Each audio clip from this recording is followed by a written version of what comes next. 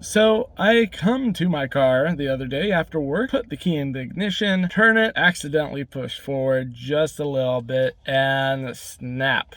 My key breaks in half. Begged me the question of what happens if you just get the key duplicated but without the internals, and of course, can these things be replaced? Let's check this out. First thing that I noticed is when I was out or I was at, I tried to turn the car on with just the key itself, and the car didn't want to start. This is what happens. You have just the key.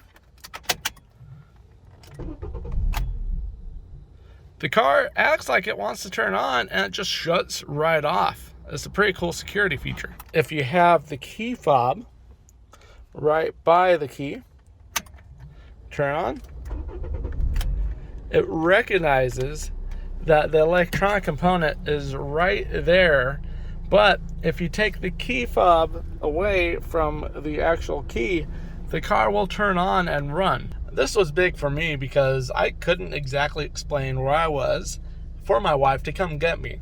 I was at the back lot of my church checking out a storage bin just to verify I had things in there for this coming fall festival. I couldn't just have her come out with the key, and I'm glad I figured this out because it allowed me to get from where I was home to pick up our spare key. Now, the question is, can you actually replace these? That's where this kit comes in from Amazon. I ordered it specifically for my car. I really like how there's no instructions. Just have to remove the screw from here and then figure out how to get this guy out of here. Your old key fob, pull it apart easily, safely, and then just transfer the insides from here onto the new one. So the first thing that we're going to do is remove the old key fob internals from the old key fob and put them into the new key fob. And then we had to figure out how to get this key out of its old plastic piece, and I figured out the easiest thing to do was get some pliers, clamp it, and twist it.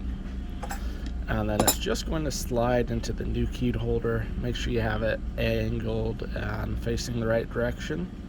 And then in order to get this in here, you have to kind of put it in and slide it to the front.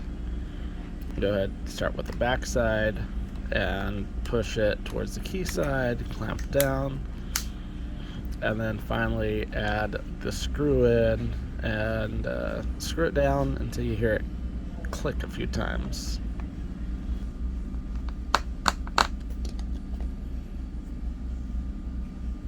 Here we go. The key.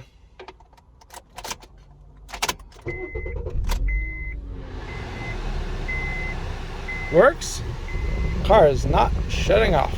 So there you have it. This is really easy to change out. It takes a little bit of time. You probably this is the hardest piece of it, is figuring out how to open this up, which all you need is a good set of pliers, cramp it, and then just twist it, and it'll come out. Catch you next time.